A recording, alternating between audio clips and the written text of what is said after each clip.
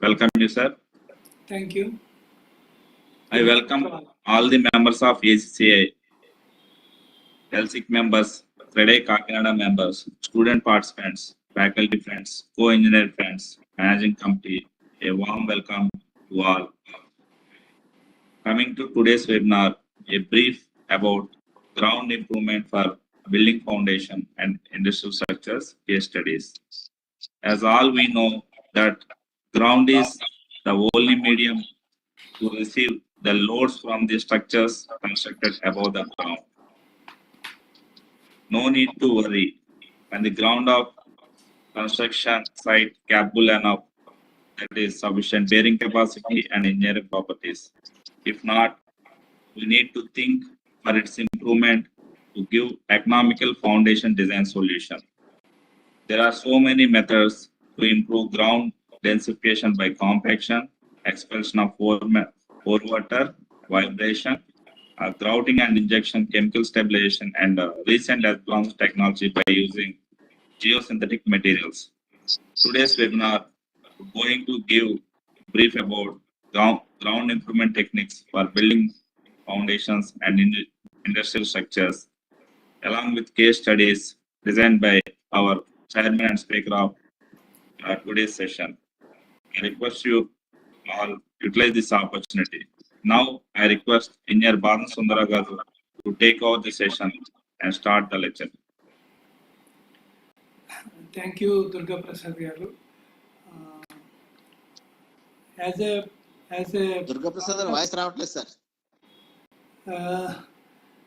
audible. Badam Sundara గారు voice రావట్లేదండి. Good morning అండి. ఒక్క నిమిషం అండి. సార్ మాకు క్లియర్ గా ఉంది. మీది మైక్ పెంచండి సార్, లేదు వాల్యూమ్ పెంచండి సార్. దుర్గా ప్రసాద్ వాయిస్ రావట్లేదండి సార్. మాది క్లియర్ గా ఉంది సార్, మాది క్లియర్ గా ఉంది. మీది ఏమైనా మైక్ ప్రాబ్లం ఉందో చూడండి సార్ ఒకసారి. We are audible. Hello, am I audible? Yes, sir. Yeah, yes, sir. Good morning to all. As a part of our ACCA Kakinada Center's promise, every month we are conducting one webinar or seminar on civil engineering related subjects and advances in civil engineering. In that part, today's lecture is on ground improvement techniques for industrial structures and buildings. Where the soils are weak, there we can opt for some economical solutions.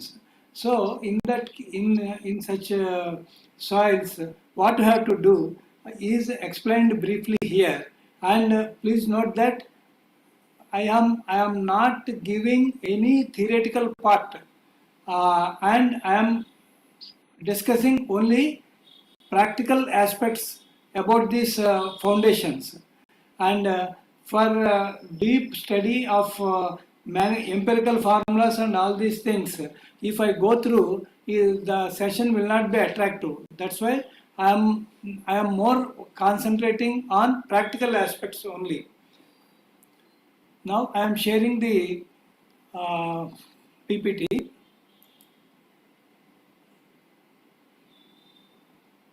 One moment, sir.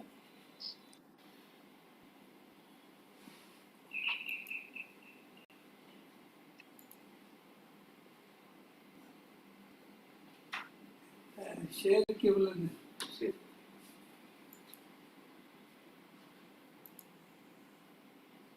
Yes, sir. Done, sir.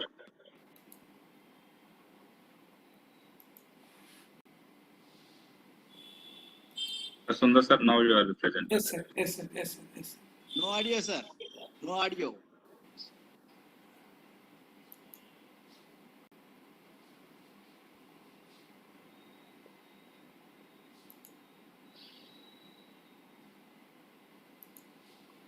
Yeah, ground improvement techniques for building foundations and industrial structures.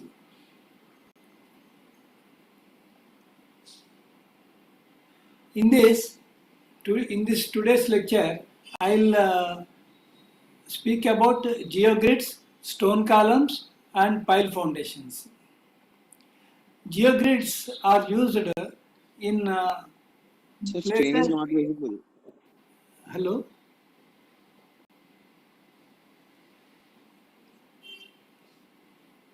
In places where the load distribution over larger area is proposed, in such cases, these geogrids are highly helpful.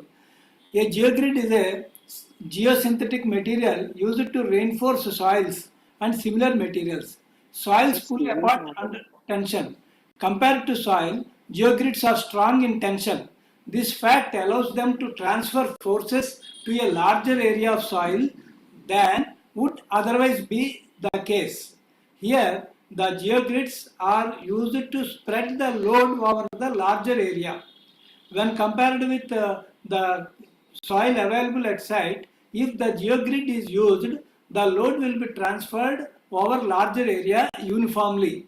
With that advantage, these geogrids are giving very economical and effective solution for soils where the bearing capacity is very poor.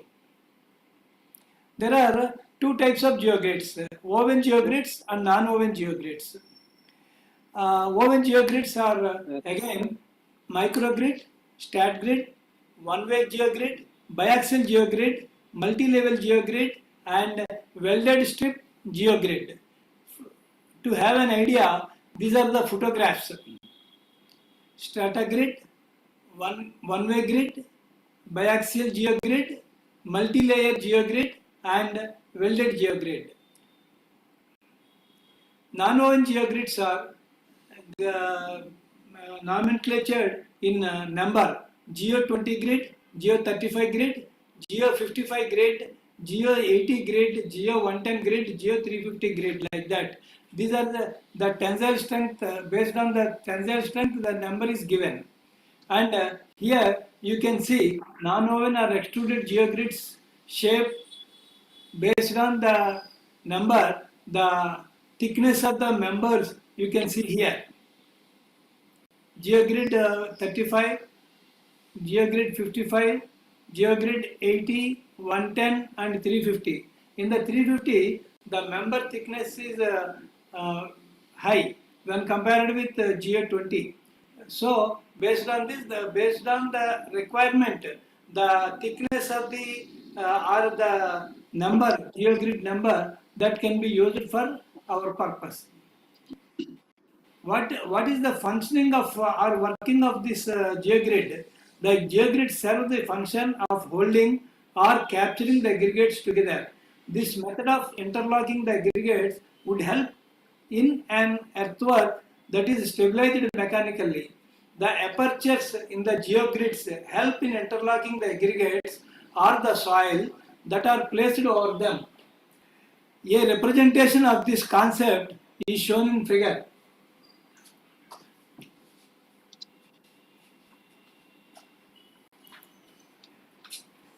The geogrids function based on tension membrane effect. This mechanism is based on concept of vertical stress distribution. This vertical stress is from deformed shape of membrane as shown in the figure. The mechanism was initially considered as a primary mechanism, but later studies proved that the lateral restraining mechanism is the major criteria that must be taken into consideration. Here you can see the vertical membrane support. With this support, the bearing capacity will increase. One of the main mechanisms happening after geogrid installation in pavement is the reduction in lateral movement of the aggregate. Here, please note down, this lateral movement is reduced by adopting the geogrid, thereby the elimination of stresses. If and that if exists would have moved to the subgrade. The geogrid layer possesses sufficient frictional resistance that opposes subgrade lateral movement. This mechanism hence improves the bearing capacity of the layer. Reduction of outward stresses means inward stresses are formed. Thereby, by that reason behind the increase is increase in the bearing capacity. Here you can see the figure. This figure shows the general parameters of rectangular surface foundation on a soil layer reinforced with several layers of geogrid. The size of foundation is B into L, that is width into length, and the size of geogrid layer is B into L. This is small b into layer is geogrid width, and the first layer of geogrid is located at a depth of U below the foundation, and the vertical distance between constitutive layers of geogrid is H. The total depth of reinforcement D can be given as per the equation, where n is the number of layers. Here, based on the bearing capacity of the existing soil and based on the load coming over the structure, the number of geogrid layers are to be decided, and the depth of each layer is to be decided based on loads coming over the structure. The beneficial effects of reinforcement to increase the bearing capacity can be expressed in terms of non-dimensional parameter called bearing capacity ratio, BCR. The bearing capacity ratio can be expressed with respect to the ultimate bearing capacity or the allowable bearing capacity at a given settlement level of the foundation. Based on this concept, the bearing capacity ratio can be defined as BCRU ultimate is the QUR by QU, or BCRS. RS means settlement, QR by Q. Here, if you see the above figure, for a given settlement, this is the unreinforced soil. Here, you can see the bearing capacity, the load per area without reinforcement is only this much. By providing reinforcement of one layer, the bearing capacity is increased to here, up to this point. And by increasing the layers up to here, the third layer is shown here. By going up to third layer, there is a drastic improvement in the load carrying capacity. Based on type of soil and nature of soil below the foundation level, that plays a very vital role in selecting the type of geogrid and number of layers and the quality of backfilling material for the layers. Here you can see for a given foundation and given values of B by B, L by B, U by B and H by B, the magnitude of BCRU increases with D by B and increases a maximum value at D by B critical, beyond which the bearing capacity remains practically constant. That means that there is no point in going on increasing the geogrid layers. There will not be very much useful after a certain level. That is called the critical point. After critical point, the increase is not substantial. So, if you go beyond that point, means it is not economical. In this layer, you can see how the performance of failure pattern is there. Failure of surface in geogrid reinforced soil under a foundation where U by B is less than U by B maximum and U by B is equal to U by B maximum. You can see here the performance, failure performance. Our voice break అయిపోతుంది sir. ఒక్క నిమిషం అండి. ఎవరండి? రెడ్డి గారా? నేను sir Deepi. అందరికి మాకు కూడా వాయిస్ బ్రేక్ అయి వస్తుంది సార్. ఇంకెవరిదైనా ఇష్యూ ఉందండి? మాకు బాగానే వస్తుంది సార్. సార్ ఇంకేమైనా పార్టిసిపెంట్స్ చూడండి సార్ ఒకసారి. Any complaint sir? ఎవరైనా కన్ఫర్మ్ చేయగలరా? మాకు బాగానే ఉంది అంతానే, everything fine. No issue, sir. We're able to hear clearly. Okay. బాగానే ఉందండి, వాయిస్ బాగానే ఉంది. ఓకే. our voice కట్ అవుతుంది సార్. సార్ అందరూ అటెన్షన్ లో ఉన్నారు sir. Thank you Okay, very much. right, sir. Now I am coming to installation guidelines. Material identification is a very important subject, and material handling is very important. Geogrid placement, location, and number of layers, all these things are very important. And placement of fill material and compaction of fill material plays a vital role in giving effective results. So we must be very much thorough with this what you call this placement of fill material. This is the site. First, the site is compacted. After that, the geogrid layer will be spread like this, and after that, soil will be poured. What are the advantages? I'll go through each and every one, each and every aspect. This is a long-lasting material. People may think that geogrids have a limited life, but it is not correct. Based on cyclic tests made in laboratories of highest repute, it is found that it is having a very long life and are very reliable and can be adopted for lifetime usage. Some may think that it is an artificial material, it may not have proper life, and if they tear off or if they fail, the structure may collapse like that. But repeated scientific test results proven that these are very effective for a long time of more than 50 years. So, without any hesitation, we can adopt of standard repute for our construction purpose without any hesitation. Designed in harmony with the soil, concrete and other building materials, this geogrids does not wear out easily. This is actually one of the issues that highlight why this option should be preferred. You should also take action to take advantage of long-lasting options that will keep ground firmly together. You should remember that geogrids are essential for quality, high standards and unique solutions. It is economical and sustainable. Economical when compared to reinforced concrete systems. Suppose the alternative to geogrids are having the reinforced slabs or bigger raft slabs.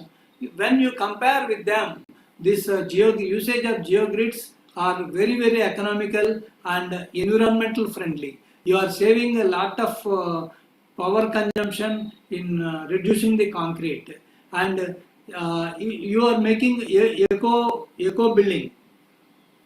Although one of the biggest advantages of reinforced concrete system is that they provide strong and high quality options, they do not offer economical solutions. Geogrid fabric, which is one of the most preferred options in recent years, stabilization on ground is very successful and very economical. It is highly resistant to different climatic conditions. You may feel that geogrids are not suitable for continuous climatic variations, but it's not correct. They are susceptible and they function well even up to plus 70 degrees temperature and even minus 70 degrees temperature.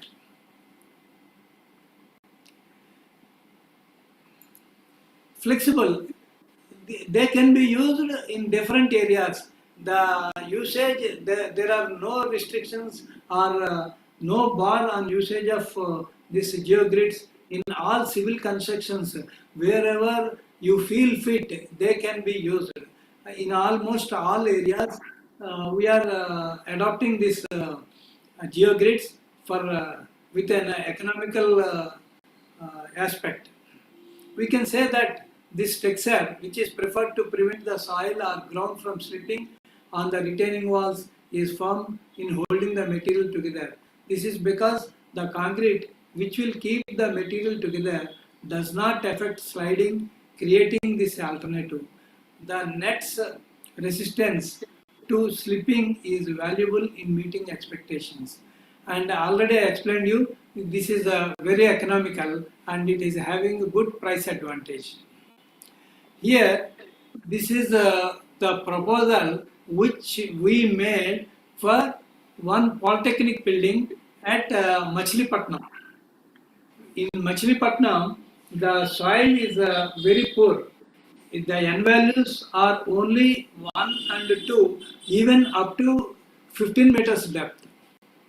And we tried to adopt pile foundations, and we found that pile foundations are not economical because we are not having firm strata even at 25 to 30 meters.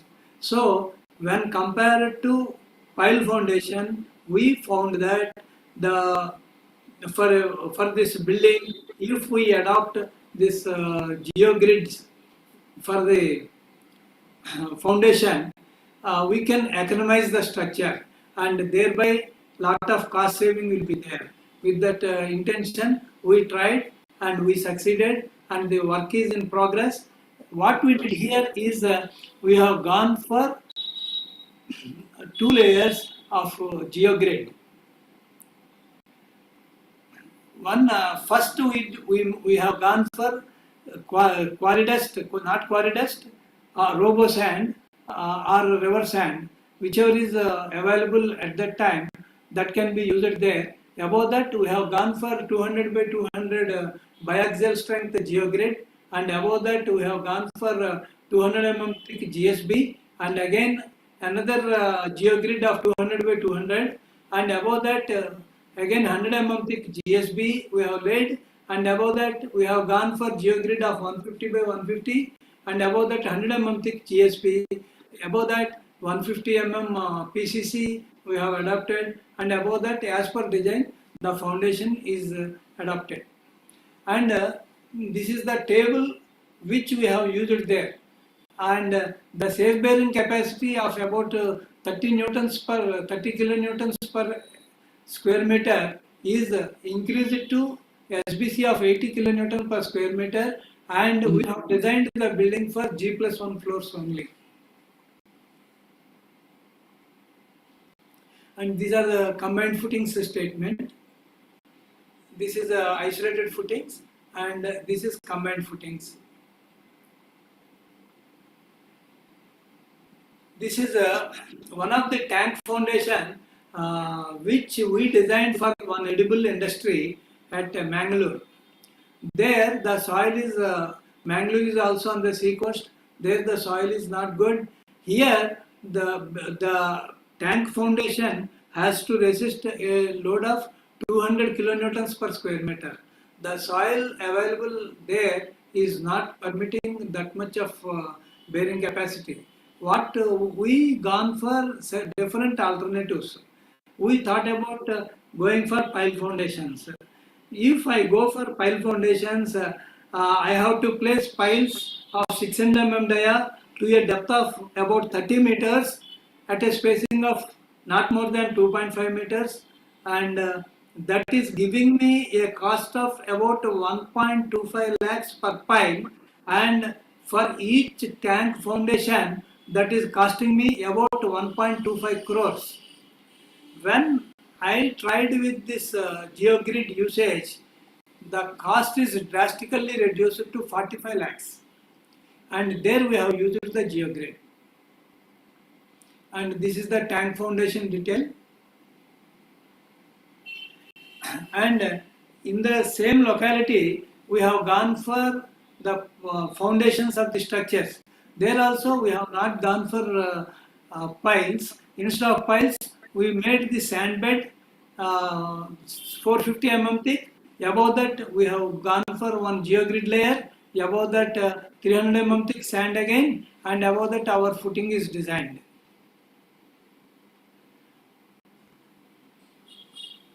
This is also refinery plant foundation. These are all foundations of that structure, and these are the live photographs at site. The geogrid layer is spread like this, and above that the soil will be spread like this, and it will be compacted to 95% compaction, not less than 95% compaction. This is the GSB we have used.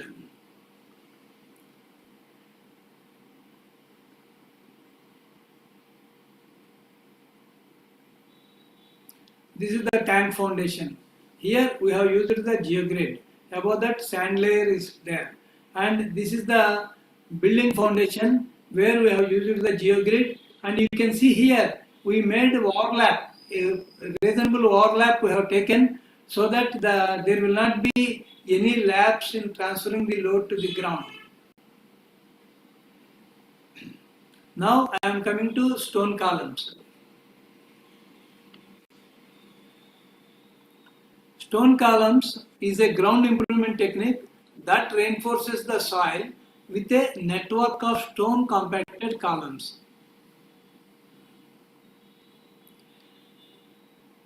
Amongst various techniques for improving in situ ground conditions, stone columns are probably the most versatile due to their ability to perform a variety of important geotechnical functions. It is originated in 1950s in Germany. In India, the use of stone columns began in early 1970s. Stone columns are the load-bearing columns of well-compacted coarse aggregate installed in the ground to serve various purposes such as reinforcement, densification and drainage. These are used for drainage purpose also. To improve the drainage, also the stone columns will be adopted. And for the soil densification, which is very much needed in soils where the liquefaction effect is more, in such cases the densification of soil is very, very important, and these stone columns will effectively perform that function in a very good manner and effectively and economically. Where these stone columns can be adopted: soft, non-compactable and weak soils, granular soils with high fines content in excess of about 15%, organic soils, marine or alluvial soils or alluvial clays, liquefiable soils, waste fills, reclaimed fly ash or pond ash ponds.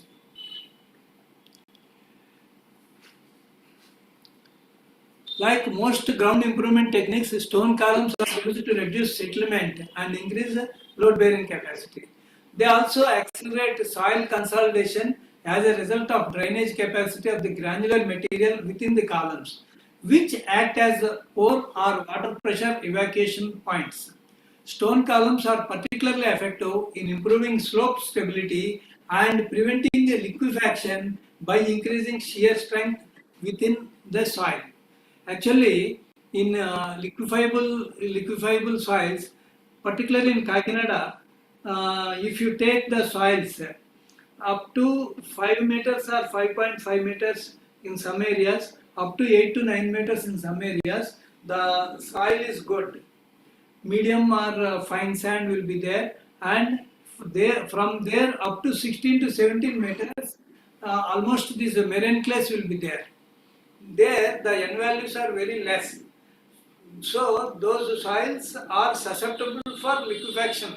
In such cases, by adopting the stone columns, the structures can be prevented from liquefaction effect. Basic principle of stone columns in rigid inclusions. These vertical inclusions can be made of stone or sand and are installed in a grid pattern into soft soils beneath the structure. Stone columns, also known as aggregate piers, are well suited for improvement of soft or loose soils as they create vertical inclusions with high stiffness, shear strength and draining characteristics. The stone columns result in an increased bearing capacity and a reduction in total and differential settlements. The main advantages of using the stone columns is increase of bearing capacity and reduction in settlements. These techniques uses a vibrating probe which penetrates into soft soils to the necessary depth and to compact the material incorporated. There are a wide variety of construction methods: dry and wet, vibrating probes in top and bottom of the tool, pendulum or mast guided system, and methods for incorporating the materials bottom feed or top feed, and can be used in combination to meet the project requirements and specifications. Due to high angle of internal friction and stiffness of the stone columns, when compared to that of in situ weak soil, majority of applied load is transferred to stone column. The advantage here is because these stone columns are placed at a closer spacing, and where the stone columns are provided, those parts will take maximum load, and thereby the load over the weak soils will be reduced. As a result, less load is transferred to surrounding weak soil, which leads to reduction in settlement. There are different methods of installing the stone columns: vibro replacement, wet top feed method, vibro displacement, dry top and bottom feed method, and these are the techniques. I am not going deep into this method of these are the different stages of stone column. Augered borehole with a temporary casing, filling it with the first granular layer, partial retraction of casting followed by compaction, filling in for second layer, and partial retraction and completed stone column. Actually, by making this compacted stone column, if you see, the initial dia is relatively increased. That means that it is compacting the soil in between the stone columns. Thereby, the existing soil's bearing capacity is also increased by reducing the voids. This is a dry top feed method. This is the bottom feed method. This is a wet top feed method.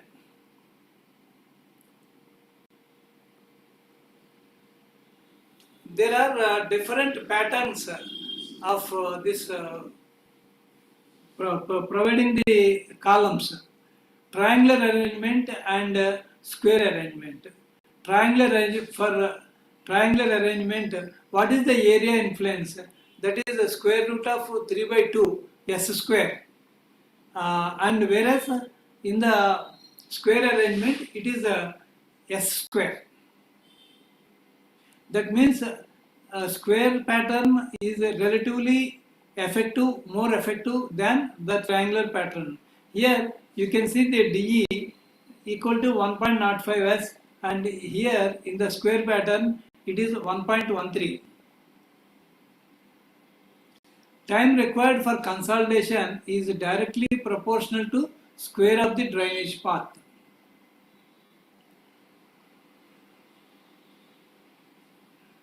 These are the different failure mechanisms of a single stone column in a homogeneous soft layer. Here you can see these stone columns will take advantage of end bearing resistance. If it is a rest on firm strata, the end bearing resistance also will be taken care, and thereby the capacity of the stone column will increase, and side friction effect also is taken into consideration. Different type of loadings applied to the stone columns. Here in this first you can see the load is spread over the stone column and this neighboring site also. Here it is directly rest on the stone column area only. This is for one of our cases. We have given different alternate recommendations. We have gone through the soil samples collected at site. The following are our observations. The soil sample collected at site at 1.5 meters depth is showing a safe load carrying capacity of about 4.55 tons per square meter for 25 mm settlement. Hence, a safe load of a safe load up to 4.5 tons per square meter can be permitted without pile foundations. If a safe load carrying capacity of 7.5 tons per square meter is required, it is suggested to adopt slab beam system supported on pile foundations. If columns are proposed at 5 meters by 6 meters spacing, the safe load carrying capacity required will be about 30 tons, which includes sulfate also. 600 mm dia bored cast in situ piles of 24 meters depth are recommended, which will have a safe load carrying capacity of 49.5 tons. This is the recommendation given by us, and in addition to that, we made alternate recommendations also.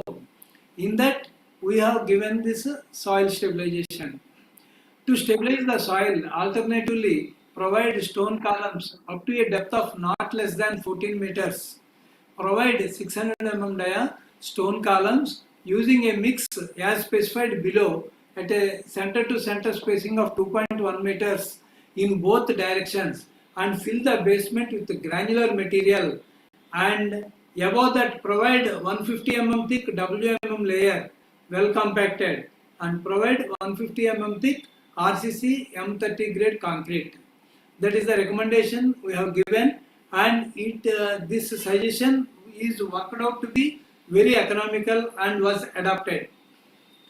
Here the mix what we proposed is 30 mm metal, 20%. అయ్యేస్తాను సోమ ఎక్కువ సార్లు ఆయన గురుమూర్తి గురుస్వామి ఏదో అంటారు కదా ఆయన గురుస్వామి అంట 20 mm metal 20%, 10 mm metal 20%, 6 mm metal 20%, and qualitas 20%.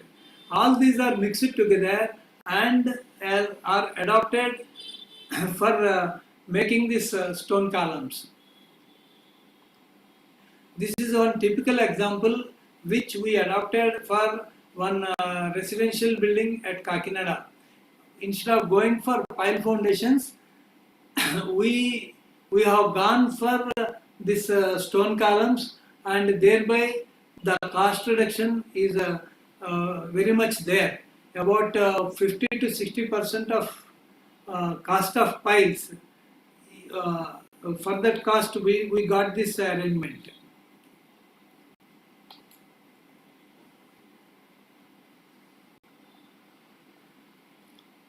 Now coming to pile foundations. Pile foundations, if the above two methods are not economical, and if good hard strata is available at a reasonably less depth, that means if the soil is not good up to 9 to 10 meters, and if hard soil is available at 10 meters or 11 meters, then piles may found to be economical. Sometimes piles may be economical than the above two solutions. So one must be very careful in selecting the alternate foundations, and they have to make the economics first. Then only they have to go for type of foundation.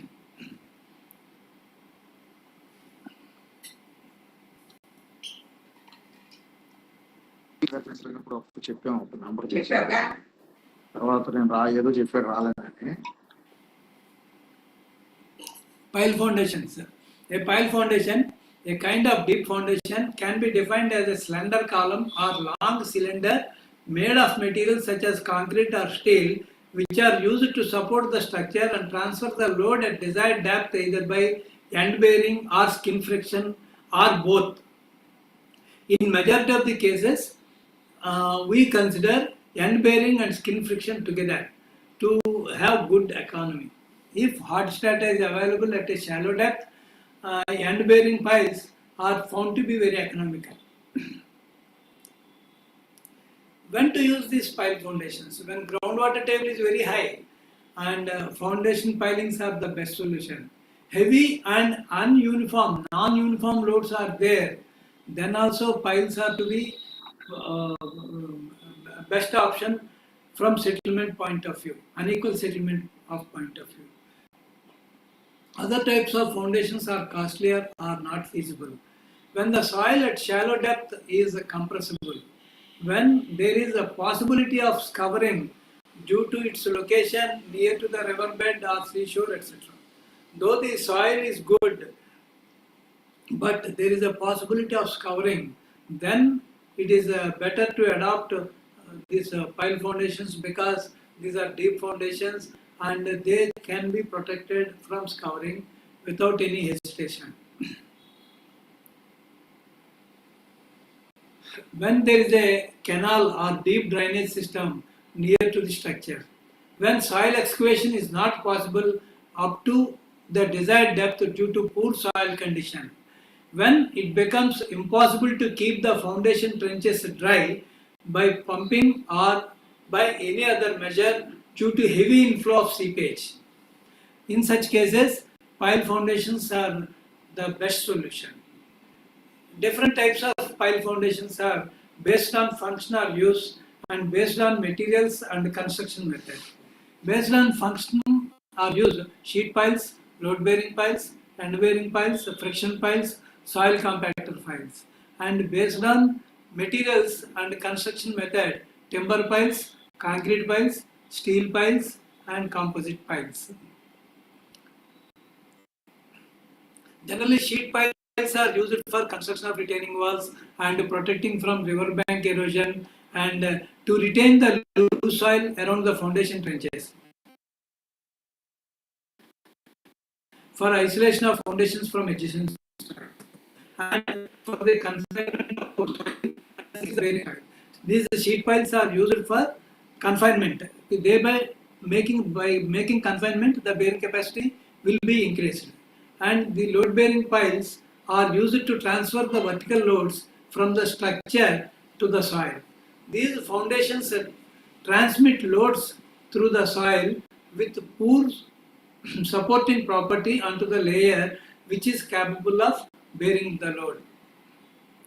End bearing piles. End bearing piles are already I explained you. These are when hard strata is available. If the pile is extended up to that, if the pile is penetrated into the hard soil, then the end bearing resistance will be very much, and it will be very economical. Friction piles. These friction piles will transfer the load to the soil by the frictional force between the surface of the pile and soil surrounding the pile, such as stiff clay and sandy soils, etc. Here, the periphery of the pile will transfer the load through friction to the soil. Friction can be developed for the entire length of the pile or a definite length of pile depending on strata of the soil. Suppose in Kakinada soils, if you go for a pile of about 30 meters depth, from 5 meters to 16 or 17 meters, there will not be any frictional resistance. And frankly speaking, there will be negative skin friction. That means there is a possibility of making uplift. So, whatever the frictional resistance available in the top 5 meters may nullify because of this negative skin friction of this 5 to 16 meters depth. So, one must be very careful about knowing the soil profile.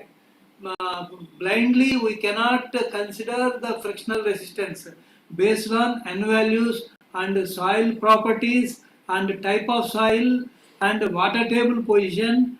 Keeping all these things in view, then only you have to consider the frictional resistance offered by the pile. Without making proper soil investigation, if you consider the frictional resistance capacity, the pile may fail. The pile may fail for lower loads than the designed loads. So one must be very cautious. The surface area of the pile multiplied by safe friction force developed per unit area determines the capacity of the pile. Here, each and every layer, though the calculations will take longer time, for suppose if the soil samples are collected at every 1.5 meters level, you have to calculate the frictional resistance independently for each 1.5 meters layer, and they have to be summed up at the end. Sometimes the negative skin friction may cause lower value of frictional resistance. Then you have to depend on end bearing. Timber piles. Now these timber piles are not popular, and the steel piles are also, the usage is now very reduced. Precast concrete piles. Precast concrete piles are used in our Nagarjuna fertilizers long back, and in Coromandel fertilizers also they have used, and this needs heavy equipment and machinery. So, if large volumes are there, then only the precast concrete piles are economical. And for smaller constructions, bored cast in situ piles are economical. Generally, for our buildings we adopt cast in situ, bored cast in situ piles, because it needs a little equipment, and the movement of man and material is very easy. And if you go for precast piles, it needs heavy hammers, lot of sound disturbance also will be there, and huge volumes are required to have good economy. So, for all our majority of our construction of buildings, we can go for bored cast in situ piles. Methods of installing pile foundations: dropping weight, explosion, vibrating, jacketing, and jetting. These are the different methods.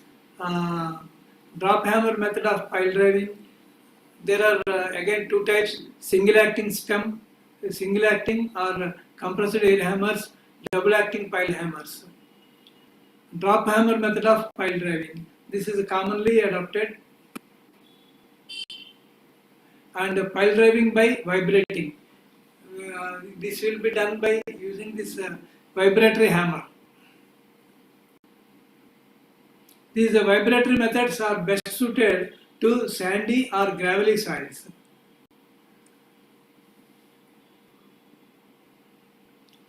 This jetting method is also adopted to avoid the penetration of piles into sand or sandy gravel. Water jetting may be to aid the penetration of piles into sand or sandy gravel. Water jetting may be employed. However, the method has very limited effect in firm to stiff clays or any soil containing much coarse gravel, cobbles, or boulders.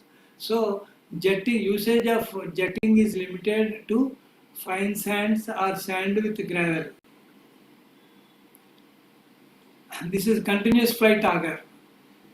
This method is also commonly adopted, and the piles can be casted using this continuous flight auger. Underreaming piles are now not in much use, but the advantage of underreamed piles is that the skin friction will increase with the ream. Thereby, with limited length, we can have more frictional resistance. These are different piles designed for one of our structures.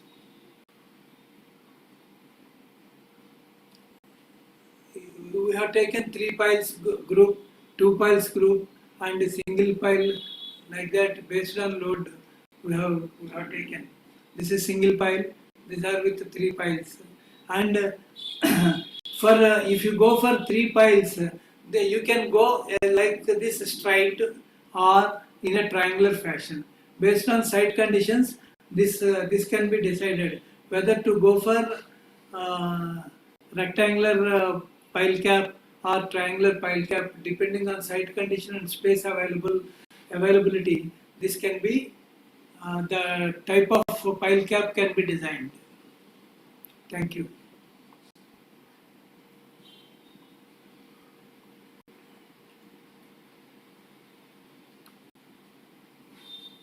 Thank you, sir. Thanks for your wonderful presentation. A small announcement to our Kakinada Center members, sir. ACCA Foundation Day Awards Day is being celebrated on the 16th June at Nagpur. ACCA will state one eminent engineer from each center. From our center, we are proposing Engineer L.S. Subramanian Garu, Deputy Executive Engineer R&B, National Highway Subdivision, considering the engineering services rendered to the society as a government servant. Engineer L.S. Subramanian Garu is postgraduate civil engineer, around 40 years of experience. Now, I request participants to ask your questions.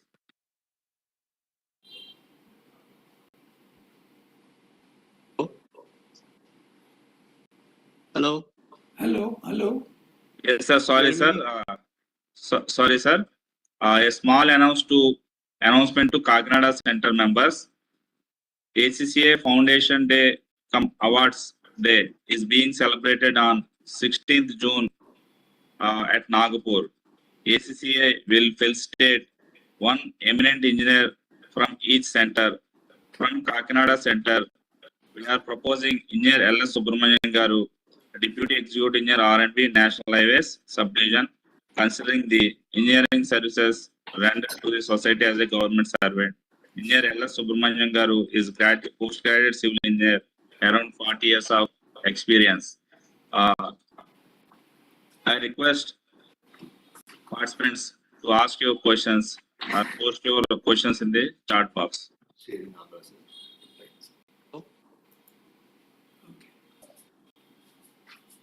Hear me? Yeah. That was a very nice presentation, Mr. Sundara Rao. My question is, when you increase the, when you use geogrids for increasing the bearing capacity, and when the different layers are, laid, and then the soil and then the compaction, how do you ascertain the level of compaction of the soil? Do you? By making the field test, sir. Actually, the material will be tested in the laboratory. MDD and OMC will be determined in the laboratory, and after compaction, samples will be collected at site, and they will be tested. And if they found to be having 95% compaction, then the other layer will be laid. Otherwise, they will be recompacted to get the 95% compaction. You also do a plate loading test to verify your bearing capacity calculations. Yes, of course, sir. Based on size of the project, that can be done, sir. If the project is of small size, the plate load test is a costly test. Client may not be able to invest for that. Thank you. Thank you, sir. Hello, sir. Sir. Sir, this is Dr. Narasimha Rao, sir. Regarding the bearing capacity improvement, what is the method of analysis you have adapted for the arriving of the bearing capacity? The theory part I don't discuss now. Okay. That's what I told initially. The method which I adopted, that's my process. That's why I told in the initial stage itself, I don't discuss anything empirical equations or anything. Thank you. One more question, sir. Regarding this oil tank foundations, Yeah. what is the first layer of placement of reinforcement that was placed? GeoGrid. GeoGrid reinforcement. Yeah, GeoGrid we have adopted. Yeah, in the figure it shows that it is at the bottom. No. In layers it is adopted. About actually the photograph available with me, I kept it there. Below that there is another layer of GeoGrid.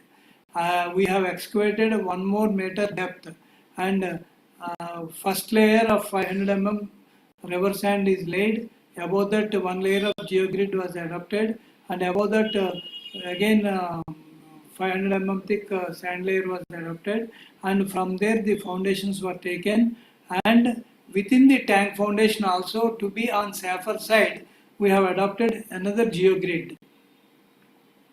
Yeah, in the photographs, it shows that the first layer of the reinforcement at the bottom of the raft itself. Generally, the first layer plays important role that requires some sort of fill above the reinforcement to have the effective function of the interface friction. The first layer will require some sort of embedment. That is what we call a unit value that decides your design. That is done there. That is done there.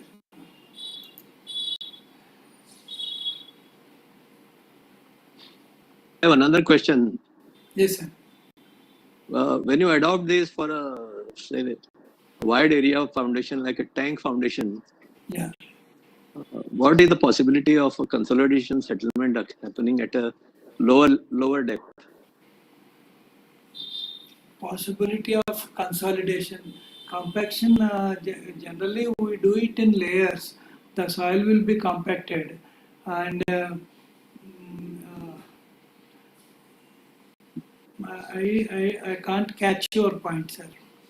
My point is this: suppose you have put your geogrids, let's say, to a depth of 3 meters or 4 meters. Yeah. There is a softer strata, let's say, at about 10 or 15 meters depth. Yeah. Yeah. So, is there a possibility of settlement because of that softer layer below? No, sir, no, sir. That will be taken care, sir. The pressure bulb will be verified, sir.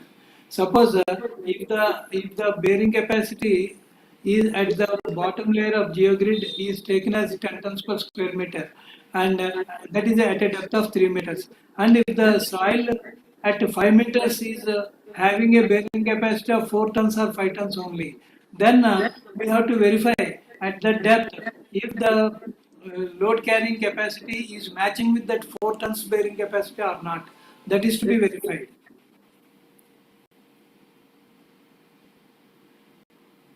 Thank you. Sundara, can I speak? Yeah. Yes, sir. Yes, sir. This is Ram Prakash here. Sir. Hello, how are you? Yeah. Can you hear me? Yes, sir. Audible, sir.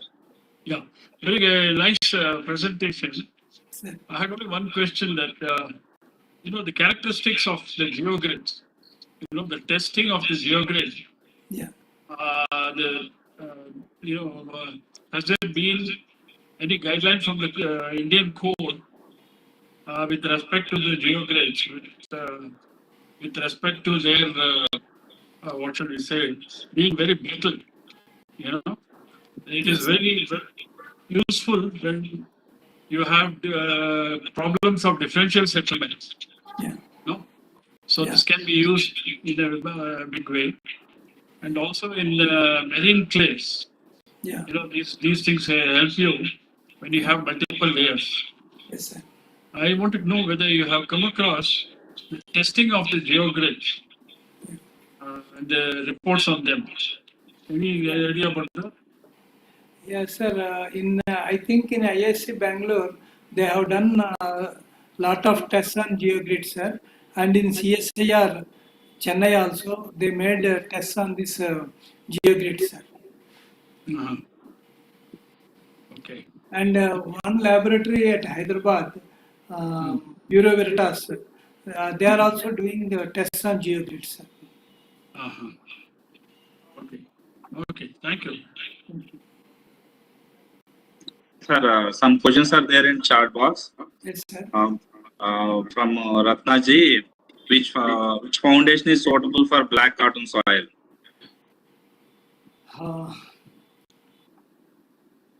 What type of structure? He is not mentioned, sir. He generally he posted a general question: which foundation is suitable for black cotton soils? That's it. Generally for black cotton soils, it is preferred to have foundation at a depth where the differential settlements are not there, and for that generally pile foundations will be economical, and we can't say pile foundations are economical always. Based on soil profile, we have to decide. If good soil is available at suppose 3 to 3.5 meters, if sand is available, good quality sand is available with good bearing capacity, then excavate the soil up to 3 meters and have your foundation with isolated footings, which will be economical and will have good quality of work. Generally, without knowing the bearing capacity parameter or the soil profile up to a depth of 10 meters minimum, decision about the foundation is not a correct aspect.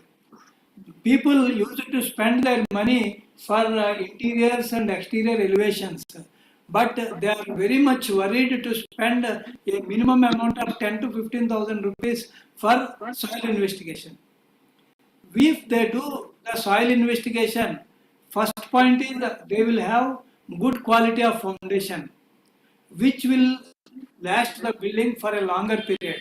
And second point is, if the soil is available, good quality of soil with good bearing capacity is available at a shallow depth, their foundation cost will get reduced drastically.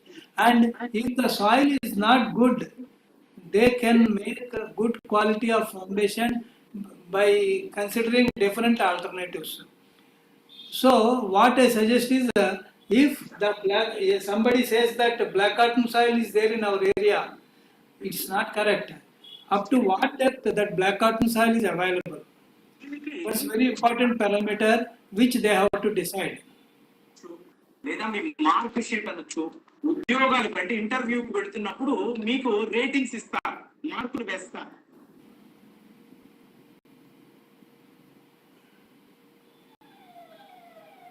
Yes, Hello, sir. sir.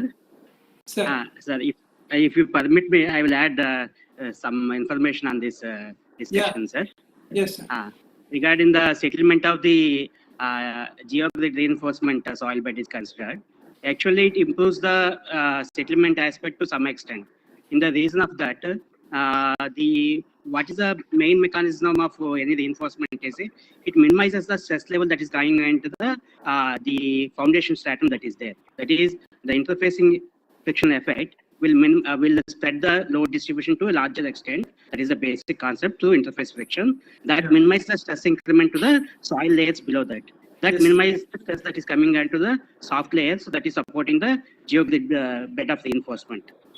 And once it was reduced with the settlements, there is obviously reduction in the total settlements or the differential settlements what we are expecting. The main objective is to improve the bearing capacity. So the consequential relief is the settlement reduction to some extent, not to the full extent.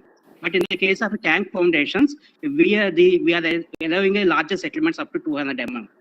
That can be taken care of by this geogrid reinforcement soil bed. The basic idea of any development of a reinforced soil bed is for the bearing capacity improvement. The settlements are substantial, but there is a reduction in the settlement is there.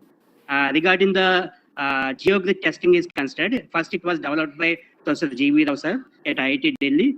Subsequently, there are a lot of facilities at every famous engineering college, like in JNTU, Kakinada also we have some testing facilities there. Like any engineering college, in almost all the colleges, we have this testing facilities, including IITs also. And regarding this, one more point I want to highlight is, creep testing didn't have the facilities, sir. We have to depend upon the international laboratories for the creep testing. The geogrid is to be tested for the creep point of view also. The research is very limited. The testing facilities are also limited.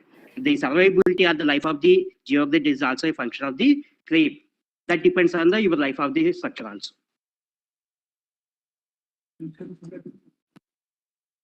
Right, sir. Sir, good afternoon, Srikanth sir. Good afternoon. Sir, how are you, sir? Sir, any questions, sir? Any questions? Yeah, on just a small this thing query. This topic was actually very nice and it was quite interesting and informative. And as usual, Badam Sundar has given very nice presentation. Thank you, Mr. Sundar. Thank you, sir. Yeah, as you said, rightly said, aesthetics has taken over the safety aspects in the buildings. People only see the beauty and nothing they will see with regards to the safety and other aspects, functionals and other aspects of the building. The testing and other things, they never bother about it. They say somebody is doing, why not we do? So things like that are going on. That is one of the reason for that is because of our other professional issues that are pending. Anyway, I am not going deep into that. And then coming to this topic, I would like to just mention that is there, because unfortunately I could not attend in the beginning. I joined little later. Just I might have missed it. I would like to know whether interaction between the some guidelines or anything about the choosing of the geogrids based on the soil profile and the loadings and all that. Is there any guidelines or tabular these things or anything is available? I think Ram Prakash sir was also asking in the same way in the IS codes and other things, I believe. So just I wanted to know if any guidelines are available. Generally, from the technical literature, technical data given by the vendors, we are considering the size, that is a geogrid 20 or 25 or 30 like that. Based on our requirement, we are considering the we are considering the data, sir. No IS code is available on this GeoGrid, sir. Achha. But any research guidelines or anything which can be helpful, whether even if from your center, if it is published, like the guidelines for choosing the geogrids and that, it will be quite helpful for our members and in general for all the civil engineering fraternity. Definitely we'll do it, sir. Definitely we'll do it, sir. Yeah, thank you. Thank you very much. Sir, one question from Akash Bharadwaj. What to choose between stone column and sand drain, particularly for drainage improvement in soil? Please repeat the question, sir. Sir, he is asking about drainage, to improve the drainage properties of your soil. What to choose, stone column or sand drains? His question is, what to choose, stone column and sand drain, particularly drainage improvement in soil, sir? That once again depends on the requirement, sir. Anyhow, stone column will be more viable, to my opinion. But this question is a purely general question. But that once again that depends on type of clay or the discharge from the existing soil. Everything plays a vital role. Anyhow, in general, stone columns are preferred than sand, keeping in view of the better bearing capacity and drainage parameters also. Yes, sir. There are two questions from Bhaskar Tegala, Secretary of Rajmundry Center. Yeah. A soil stabilization technique. What depth of stone column should be provided? Stone columns. The depth depends on the soil profile. For all things, one should be very careful about the soil profile at up to a depth not less than 10 meters. Why? Because now, keeping in view of parking requirements, everybody is proposing long spans, even for residential buildings. About 25 to 30 feet span is becoming common. And minimum floors are parking plus 4 to 5 floors is becoming minimum requirement. Keeping in view of that, the each column load is coming to about not less than 100 to 120 tons. So, to distribute that load to the soil, the size of foundation is to be decided. And if the bearing capacity of the soil at suppose 2 meters depth is about 20 tons per square meter, but at 6 meters depth the soil is not good, then what you have to do? You have to restrict your foundation width to have the total load distribution within this hard strata. In such cases, if you want to adopt stone columns, then you must be thorough with the soil beneath that up to what depth where the good quality of hard strata is available. If hard strata is available at 10 meters depth, you have to go for the stone columns up to 10 meters. Otherwise, it won't give any functional requirement. Hello, Yes, sir. sir. One question, sir. Yes, sir. Same. One more question, sir, from Bhaskar. Shall we go for friction piles or stone columns for filled up quarry sites? Definitely, you can adopt. Yes, sir. There is question from Avula Ramakrishna Reddy. How much depth of water table and how much SPC capacity is good for residential and commercial buildings? Water table is a natural phenomena that we cannot decide. That is the site condition, and depth of foundation minimum required is generally to have a simple calculation. We all know Rankin's formula is there. Based on that, minimum depth of foundation can be decided.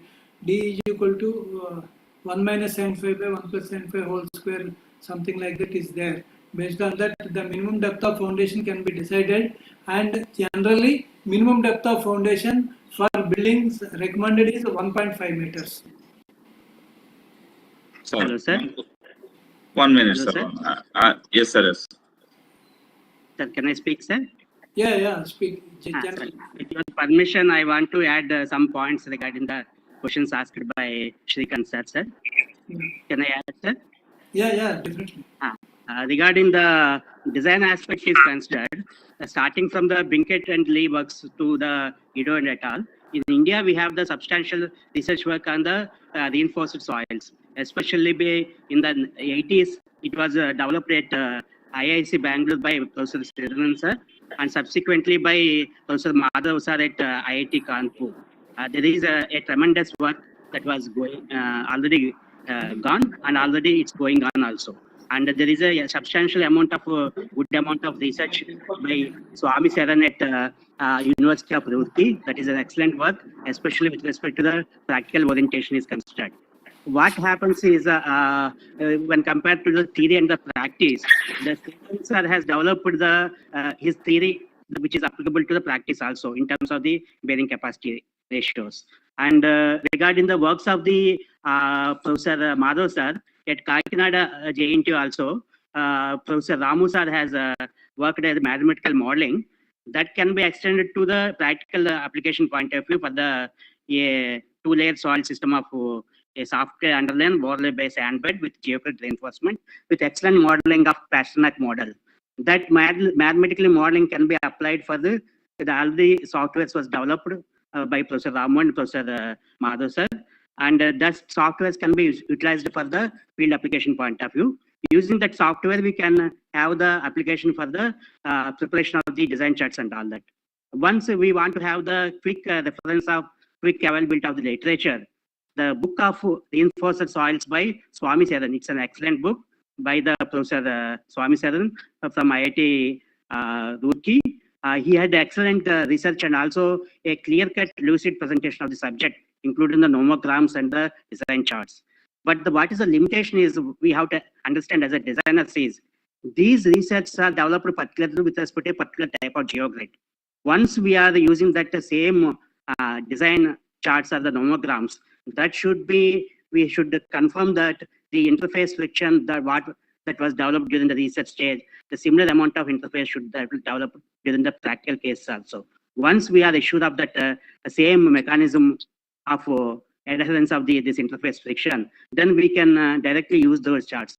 Otherwise, it leads to big dilemma, what is the actual interface that was developed. Otherwise, once we have the quick reference of the design charts, we can refer to the reinforced soil textbook by Professor Swami Saran sir. It's an excellent book. And also, Professor Alam Singh, in his ground improvement textbook, has published some nomograph and design charts for the application point of view for the field practices. We can adopt those techniques. And it's an iteration process. Using that iteration process, we have to judge the various different failure modes. Suppose if it's a 3 layers of geogrid, we have 9 modes of failures, and that 9 modes of failures factor of safeties, we have to carefully examine and have to be arrived. Once it is reaching the minimum factor of safety requirement of 2.5 or 2, then only we have to recommend that values. The main important aspect in this is we have to strictly confirm that the research work for which the design charts was developed should applicable to what is the type of actual geogrid what we are using for the particular site point of view. That is, as a suppose the research was done for a particular type of tensor geogrid, let's say. That tensor geogrid during that laboratory investigations, it has like one type of mechanism and one type of interface friction. That same type of interface friction should be established for the practical cases. That is important for the our design adequacy or design safety is considered. Once we are confident of that, we can use the research work of Professor Sridharan sir or Professor Madhav sir or the Professor Swami Saran sir. I recommend Professor Swami Saran sir's research work, which is practically helpful to all the designers. Thank you. Sir, Mr. Deepak raised his hand, sir. Hello, good afternoon. It was a nice presentation, sir. For a water table which is very close to the ground, what can we use stone column up to 4 meters? Actually, we have encountered loose soil. Not only loose soil and water table, it is coming during rainy season, it will be too high, and apart from rainy season, summer season, it goes down. Can we use stone column? Sir, Hello? I request speaker to unmute, sir. Yes, sir. Stone columns are suitable for that purpose, sir. Only thing is you have to go for casing. With casing, stone columns can be done, sir, in that soils. Oh, casing. Will it be economical, sir? Can we go in for otherwise?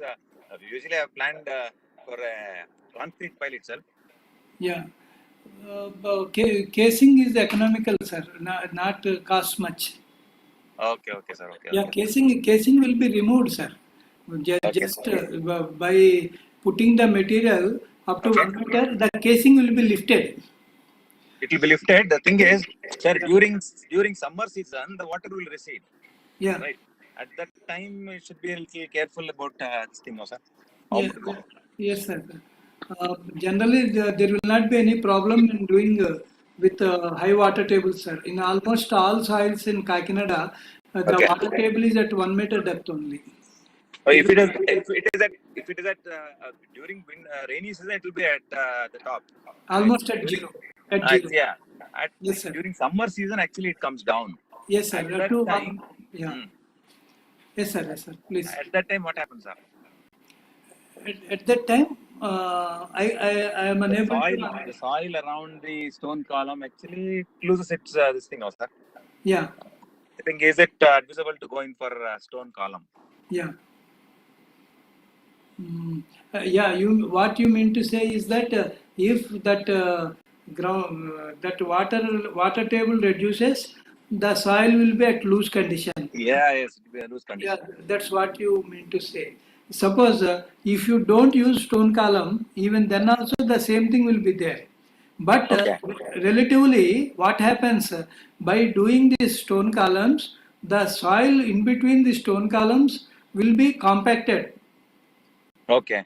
Yeah, it will have better features than the previous features.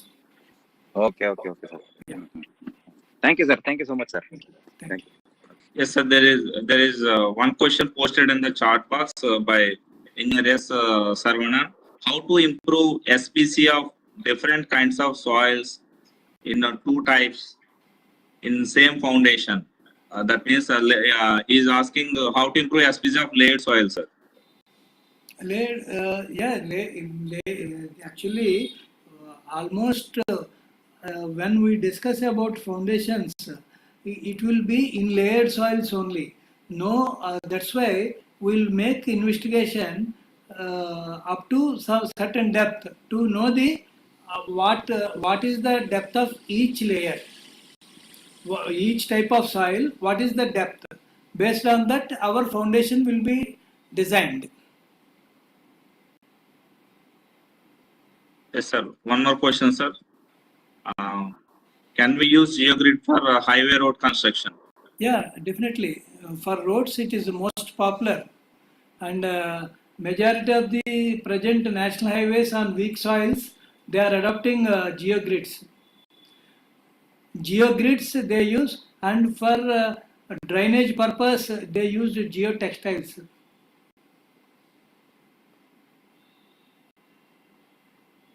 Yes, sir. There is a, recommendation from Girish Heshar. Please publish guidelines for GeoGrid from your end, sir. This will be useful for practitioners.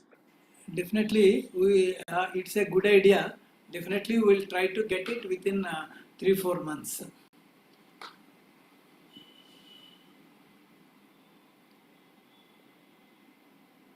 Any questions, sir? Any questions from the participants? Sir, I am having one question. Can I ask, sir? Yeah, Definitely, definitely. Sir, actually, if it is not is a green field, if any existing structure is there, near to that, if any precast piles we need to drive, what will be the effect of the existing structure near to that area, sir, while driving the precast piles? Because of dynamic loads, there is a possibility of having cracks in the superstructure. Any guidance is there, sir? For that, we have to estimate that this kind of a distance needs to be there for the existing structure. Any guidance is there, sir, for that? It definitely will be there, sir, but I have to go through because I never faced such situation.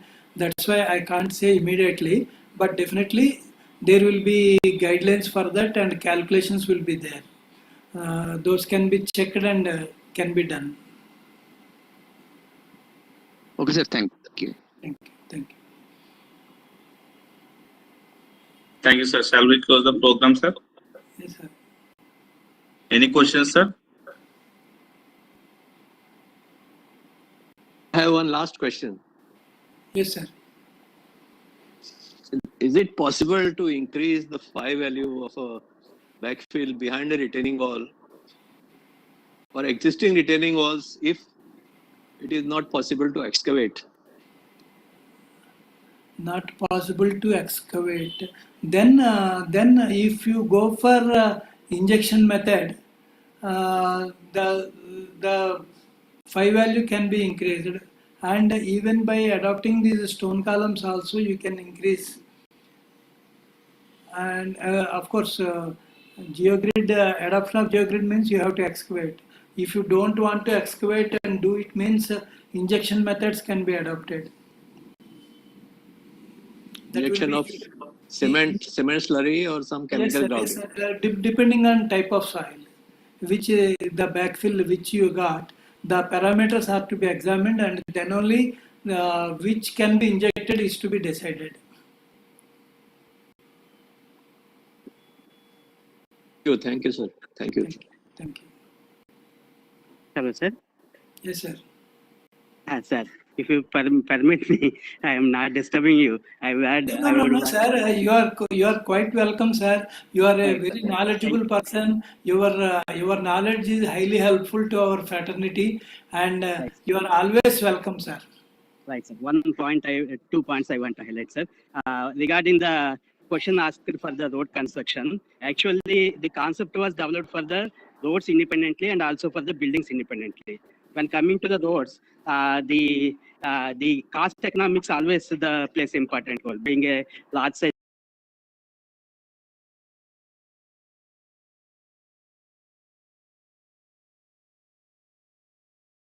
to the infrastructure cost is putting into the GDP value.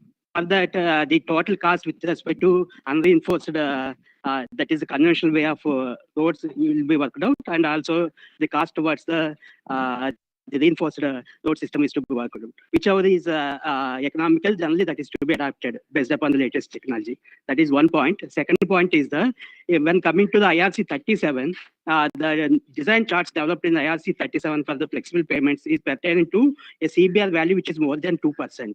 When the CBR value is less than 2%, we have to definitely improve the ground.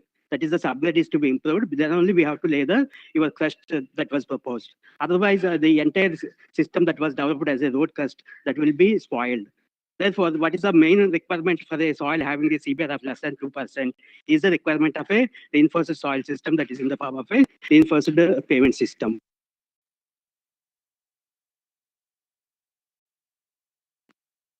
Stone columns, there is a development of skirted stone columns. That is a technique similar to a standard stone column techniques, in which a temporary casing wall with RCC will be formed. That is from the ground level to the certain depth, say 2 or 2.5 meters. That will alter the formation of the bulging of the stone column. That improves the bearing capacity in a controlled manner. That is the bulge of stone column that is taking place, we can able to control this is skirted stone columns. That is, skirting is nothing but a all-round perimeter dwarf wall constructed with the RCC. Thereby, we can control the bulging depth that is formed, that is in the stone column. Generally, in the case of a stone column, 3 to 4 is the depth at which the bulging is formed, and the passive resistance offered by the soft clay or this bulging area, enlarged bulging area, will be the resisting mechanism. That depth we can control using this skirted stone column. Why I am mentioning this skirted stone column here is, already question was asked regarding the casing. It will also serve as the purpose of the casing. The casing is necessary to minimize the drilling disturbance or the collapse of the borehole during the installation. That problem can be better controlled with the skirting mechanism. Besides that, the skirted stone column will have the control over the bulging of your stone column during the failure mechanism. That is, we can control the region of the failure, that is a mode of bulging, at a predetermined location, depends upon the depth of the skirting. That is, skirting has 2 functions. One is in the form of controlling the bulging. Second one is the form of a construction feasibility or construction convenience. That point I want to highlight, sir. Thank you. Thank you, sir. Thank you. Thank you, sir. Sir, with your permission, shall I close the... One moment, sir. Yes, sir. Saravanan has extended his question, sir. Yes, sir. Sir, not layers of soil, 50% floor area, one kind of weak soil, that is SPC 10 tons, and the remaining 50% is SPC 20%, 20 tons. Our requirement is 40 SBC. How to improve it?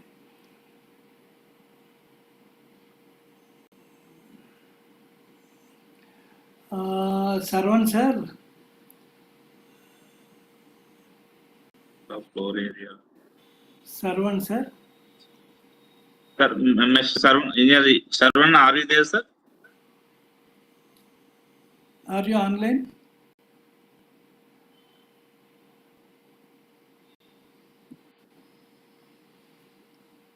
Yeah, anyhow, if we know the soil profile beneath the depth of foundation where you are considering, then only we can make any suggestion on this. Improvement of SBC to 40 tons can be done by adopting any of the techniques. That there is every possibility for that. But before suggesting anything, we should know the soil profile up to a specified depth. Without that, we can't say anything. Thank you, sir. I hope his questions are 50% of the building rested on SPC with 10%, remaining 50% of the building rested on 20 SPC. Like that, sir? Yes, sir. Yes, sir. Okay. Yeah. Shall we close, sir? Yes, sir. Shall we close the question? Just one comment on this. Yeah. In a situation like this where you have 2 widely soils with very large variation, shear strength, very large difference in bearing capacities, should one consider having a separation joint in the building? Yeah, definitely. That is very much needed. And if you want to stabilize to equal level, then you may avoid that joint.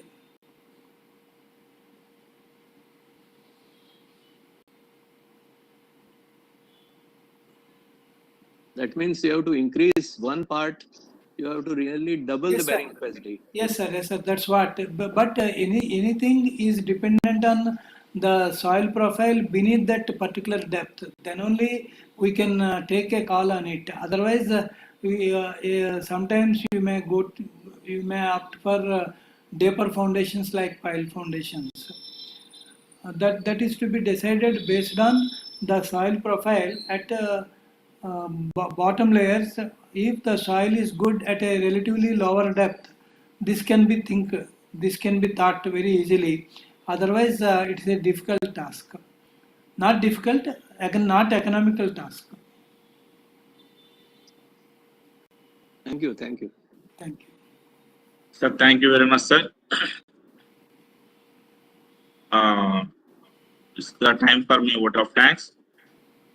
We are thankful to Sundara Garu for his wonderful presentation and his valuable time spending for association development. Our special thanks to SCA headquarters for the support and encouragement. Our sincere thanks to all SCA members, students, faculty, co-engineer friends, managing committee, and our member Sairam for his time. Thank you all. Thank you, sir.